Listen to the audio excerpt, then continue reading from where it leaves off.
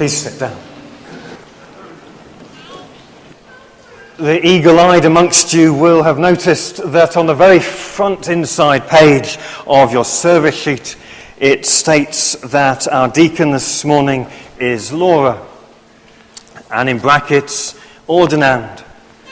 For those who don't know what an ordinand is, and there's no reason why you should, an ordinand is one who is training to be ordained.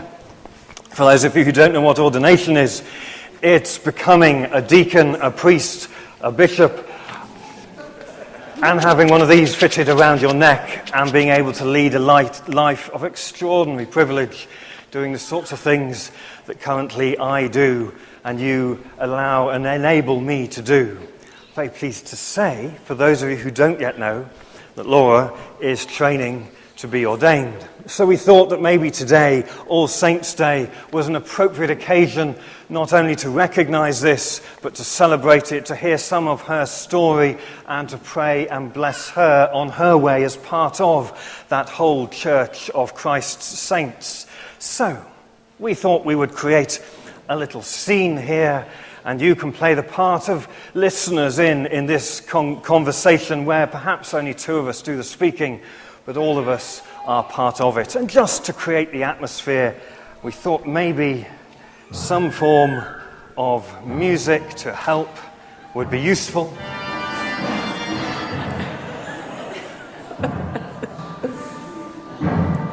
not right. That wasn't the right music. Wouldn't want to create that much element of fear and foreboding. Let's try. How about... one moment. Feel free to talk amongst yourselves. I think maybe...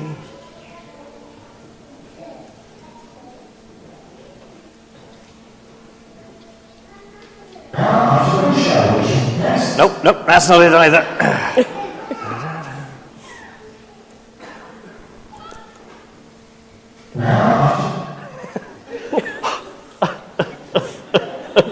I've got it. Oh, yes. This is definitely the right one.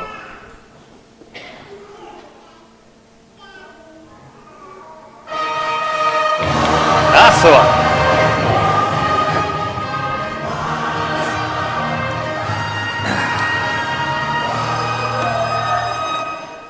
It was worth waiting for, wasn't it? Let me just kill my phone. It's the safest thing to do with it. Welcome to this morning's edition of The One Show here at Christ Church in Harrogate. And our guest this morning, warm round of applause, please, for Laura. Thank you very much. Very nice. It's nice to meet you. Do please have a seat. Thank you. I'll just bring up this extra bag of goodies.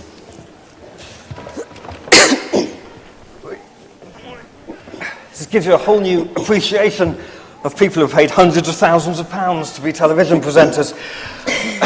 Welcome. It's good to have you here with us. And we just wanted to ask a few questions about you, really. Learn a bit more about your life, because my memory is terrible and I've probably already forgotten all the things you told me. So, most obvious question would probably be, where were you born, where were you brought up, that sort of thing. And to go with that, I believe your answer somehow relates to a fairy costume. I'm intrigued. Yes. Well, I'm a Harrogate girl, born and bred. My mum is a retired teacher, and my dad is a retired social worker.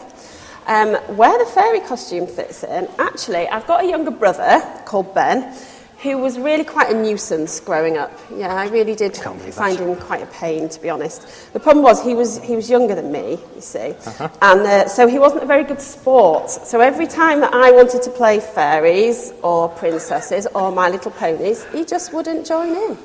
So he just wasn't a good sport.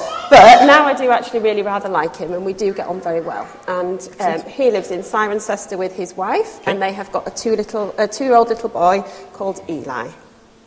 Yes. who presumably probably doesn't like dressing up in a fairy He costume. doesn't really either. like dressing up in fairy costumes either. And since I've got 2 boys and a husband, they don't really like dressing up in fairy costumes So either. I'm guessing this actually is So- not your fairy costume, but a borrowed one. That didn't just come for from a- my house. No, thank you, Fran.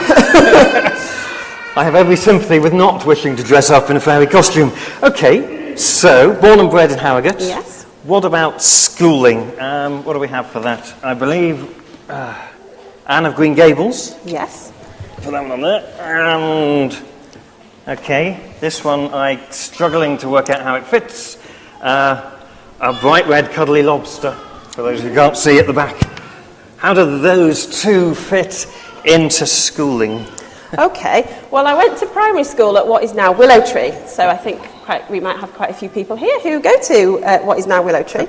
And I loved reading. I was an avid reader, so I always had my nose in a book, and my very favourite was Anne of Green Gables, although I also liked the Mallory Towers series and the Babysitter's Club and some not quite so classics. The other thing I quite often had my nose in was my friend Kylie's maths book, because I was absolutely terrible at maths. So it quite often transpired that the answers that Kylie had written in her maths book were remarkably similar to the answers that I wrote in my maths book. Funny that. Yes. From Willow Tree I moved on to St Aidan's, and perhaps rather unsurprisingly my favourite subject was religious studies. Okay. But I did also like history and English. And I also really rather enjoyed eating cheese pasties. Yes, they did a very good cheese pasty in the St Aidan's canteen. I still dreaded maths, still not good at all at maths. But even worse than maths, my biggest horror, and that is where the lobster comes in, was cross-country. Really, really hated cross-country. And I was always the one that came in almost last, second to last if I was lucky, across the finishing line, wheezing and with a face like a lobster. So that is where the lobster face comes in. Yeah, cross-country really wasn't my thing. I don't know if it had anything to do with the cheese pasties. Quite possible. Quite yes. possible. Yeah. Okay. I now understand the bright red lobster. Yes. And presume you still don't like maths. It's still not my Not thing. your favourite? No, Okay. not really. Okay. How about after school? So, born and bred, Harrogate, school, Willow Tree, St Aidan's. What came by in terms of jobs and work? And I think I've got 2 things here. Make sure I get the right ones. Okay. A shoe. This kind of feels like it's turning into an episode of Cinderella now. One rather bright, shiny shoe. And what else do we have? Box of tissues. Do explain. Well, my first ever job was a Saturday job in Barrett's shoe shop. So that's where the shoe fits in, and it was my dream job at the time because you got 25% off shoes, and what teenage girl doesn't like shoes? Although I must admit they didn't really sell nice ones like that. No, they were a little bit more bland than that. I then went on to university where I studied nursing, and once I qualified as a nurse I worked at Harrogate Hospital for a year. And I then went on to extend my training further and went back to university again to study to be a midwife, which was like an extra 18 months training on the back of nursing. So I did that, and following that I worked at St James's Hospital in Leeds for 7 years as a midwife, mainly on the delivery suite, but a little bit on the antenatal and postnatal wards and the special care baby unit a little bit as well. Throughout those years, I held people's hands with joy as new life came into the world, and sometimes with sadness as we said goodbye to other lives well lived. Yep. But every day was a joy and a privilege, so that was really quite special. The tissues, surprisingly, relate a little bit more to my current job, where alongside my training, I work 3 days a week as a school administrator. So that is a bit of a funny one, isn't it, really? But the job of a school administrator is really not the job that was advertised when I applied. And actually, I spend far more time with boxes of tissues than boxes of paper, because I think that we are a pastoral hub for every little upset that goes on with the parents and the staff and the children, and we do spend a lot more time passing over tissues than we actually do on the computer. It is quite a varied job. So that's where I am at the moment. I was thinking the tissues were from the hospital bit, but no, they're more from They were useful in the hospital bit, and Okay. we do still have a lot of illnesses in schools. We do, yes, coughs our and little colds fair share of coughs and colds and worse, yes. So the tissues are vital in all those jobs, really. I think far better spending your time with a box of tissues than with the computer paper. Yeah. Okay, so, school, yes. Her born and bred, yes. Work. What about home life? For which I believe the answer has something to do with Scrabble. Again, do explain. Okay, well, a little bit about my home life then. I have a very tolerant and easygoing husband of 12 years. Quick round of Some of you, applause. yes, he does. Long suffering, yes, he's here somewhere. 2 lovely boys, who many of you know. A toilet seat that is almost never down, and a washing basket that I have never actually seen the bottom of. We've got a very old house full of charm and character, and lots of leaky bits and a few little damp bits as well. We like to go for country walks, and we like to snuggle up by the fire and read a good book and watch a film together. The Scrabble comes in because when we play board games, I always win at Scrabble, but I never win at Monopoly. William always wins at Monopoly. He's a ruthless entrepreneur. Yeah. So I can understand why you brought Scrabble instead of Monopoly this morning. When we do an episode on entrepreneurs, then we'll go for the Monopoly and invite William instead. Okay, I'm not going to make any comment at all about loo seats. It's far too dangerous an area for me to go anywhere near. So, how about church life and memories of church life? Good, bad, indifferent. What's the pathway been there? What do I have to bring out here? I suppose perhaps unsurprisingly a prayer book. Pray with. I'll put that one on there. And also, this one's. It's rather loud, isn't it? That's very good. For those of you who can't see from the back, you're missing out. A wonderful wedding photo. I'm going to put that one there. Stand up. And I have 3 for this one. Prayer book, wedding photo, and a torch. Okay. Which do you want to go to first? I will start with the old prayer book. I did half wonder if Elizabeth might remember that old prayer book. It's signed from Christchurch Sunday School 1988. Which is quite sweet. So my first memory of church was here. As a child, I came through the junior church, or Sunday school as it used to be called, here. And I always thought that church was a really beautiful and peaceful place. It was somewhere that I always loved to be. I particularly enjoyed the singing of hymns and all the friendships we had with the Sunday school children and the thriving youth club of the day. During my 20s, I still did love church, but not enough to actually get out of bed and bother to go to one. I didn't quite like it that much.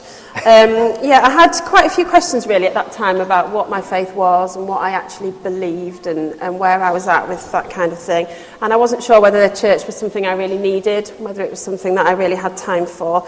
And I didn't really want to find the answers either, because the thing was I was very busy doing very important things like you do in your 20s. And I didn't really have time for church. So faith was squeezed right off the bottom of the agenda really. But moving on to the wedding photograph, when my husband and I got married here 12 years ago, we did decide to try and come back to church, and we did make the effort to come back to church occasionally. And it was still somewhere that I really enjoyed being.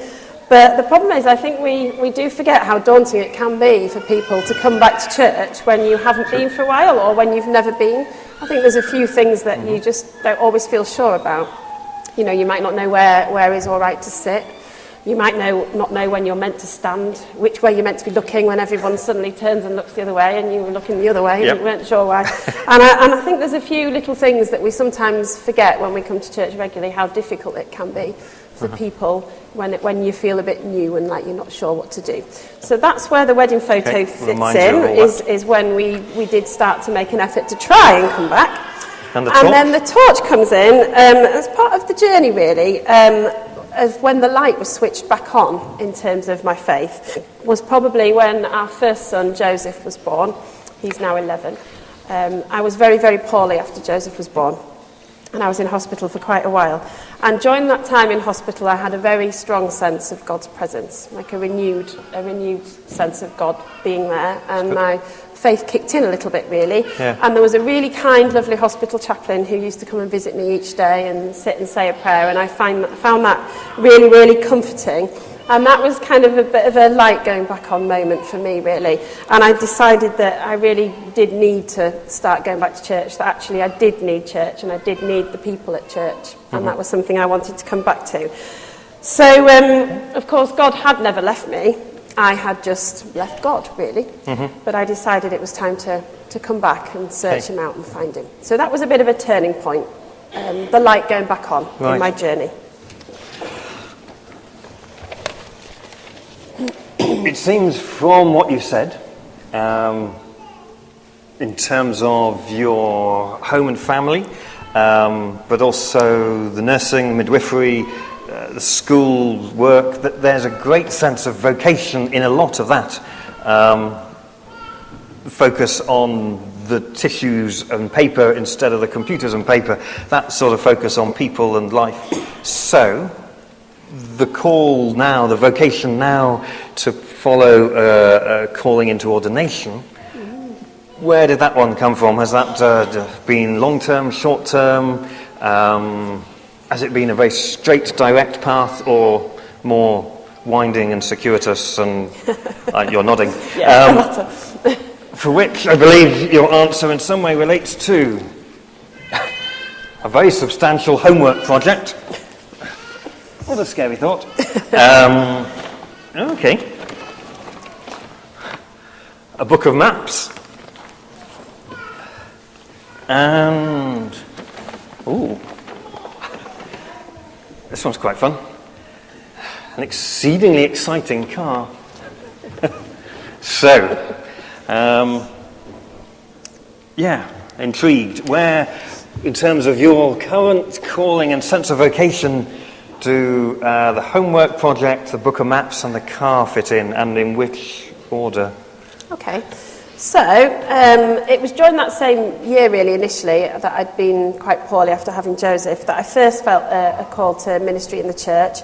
And initially it was the hospital chaplaincy aspect. I think with having been visited by the hospital chaplain and having a lot of links with the hospital, having worked there previously, and that kind of thing, it was initially some kind of chaplaincy or hospital chaplaincy that I initially felt drawn to.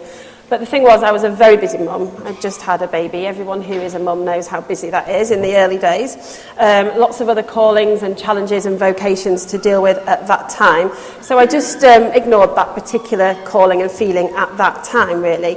And the link with the project is, I said, it feels a little bit like a great big homework project that's looming over you. And you know that you've got to do it, but you don't really know where to start or how to start or where to get stuck in. So you just ignore it and put it off until another day, kind of hoping that it might go away altogether and you might never have to do it. But you kind of know that you will. At some point you will. Yeah. So that's where the homework project fitted in.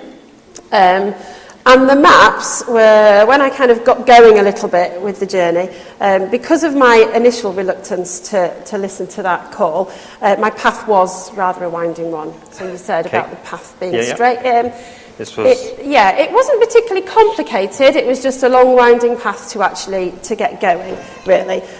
So God is quite persistent, and I found that ignoring the call, a bit like ignoring the homework project, didn't really make it go away. Okay. No, he carried on nagging. So I started to talk to a few people about it, really. That's what came next. So instead of keeping it to myself and thinking, oh no, this is not going to happen, I'm not going to do it, I started to broach the subject with a few people from church and just have a little chat about it. And the thing was, as I was talking to everybody, I was explaining to everyone why I could not possibly do this. It's just not something that I would ever be able to do, because I had a family, I didn't know enough, I wasn't religious enough, I couldn't possibly ever write a sermon, I couldn't possibly sit at the front of church and talk in front of everybody, I couldn't move house, I couldn't possibly write an essay. The list goes on. It's got a long list. I could sit here all day and tell you of all the reasons why I couldn't possibly go on this journey. The problem was, all these wonderful people had answers to all my problems. And they were finding solutions, and they were saying, well, have you thought of this? And have you looked at this? And did you know about this? So it was kind of time to start really seriously considering it, really. And I think I would put it in the terms of, it was time to accept that God had the map, knew the way, and had seen the weather forecast, and all I had to do was get in the car and drive. And that was kind of where I thought that bit came in. And that is where the car leads in, really. Yep. Now, the thing with getting in the car and driving, even that bit's easier said than done, isn't it? Because I'm a little bit of a nervous driver, really, particularly at night or in city centres.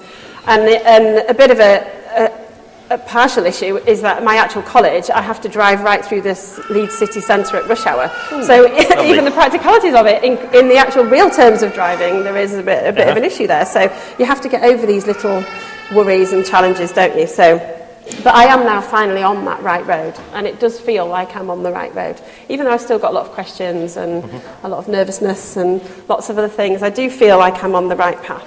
And I'm sure there will still be lots of twists and turns in the road, and probably lots of foggy patches, but God will be sat in the car with me, and hopefully all the people of God will be on the sidelines at the side of the road, cheering me on and giving me a bit of food for the journey and pointing me in the right direction. So that's kind of where the car comes in, really. Fantastic. Yeah.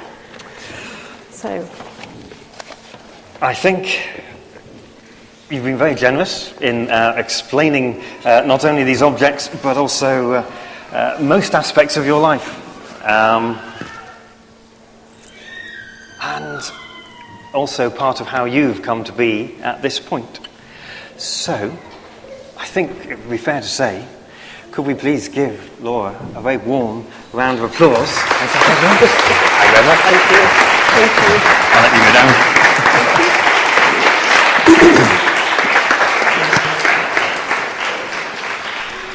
So, yes, we're partly playing at one show. Yes, we're partly playing even at Mastermind. But more genuinely, each of the items here speaks of someone's life. In this case, it's Laura's life, and those of the people around her, those of her family, and you as her friends. We all relate to these items in our own ways. We could all produce a bag full of such items for our own life's journey. The point is surely clear. We are all part of God's saints. We are all invited to respond to an invitation that is to anybody and everybody. And it is not an invitation to suddenly conform into one pattern. It's an invitation to grow into the pattern that is you. Whatever your part is in this church or in this community or in this world, there are so many vocations, so many callings. The music group and Christine leading our choir. For Val as with Norman, our reader, and about to lead us in our intercessions. For those who operate the sound desk and make sure I don't make any sudden strange squeaking noises other than those of my own creation. All of you have that part to play. So whatever your calling is, like Laura says, don't be afraid to follow it. It may be a twisting and winding path. It may feel like it's stopping and starting, but follow it. Wherever it may lead, however unexpected to you that may be, for you may just find that you do things that you would never have dreamt possible, and you find a fulfillment that you would have never hoped for. It need not be something utterly remarkable in the world, because being you is utterly remarkable, and not one other single person could ever do it, no matter how much training or study they do. So we celebrate today all saints. We celebrate every person sitting beside you, in the pew, above you, in the balcony, behind the keyboard, or wherever they may be. Please celebrate one another, pray for one another, rejoice in all that you bring on the many occasions when you meet, be it here or elsewhere in all of God's world. And Laura, thank you. And God bless you as you are here, and as over these coming months, weeks, years, you will be in many other various places in training and in ministry to come.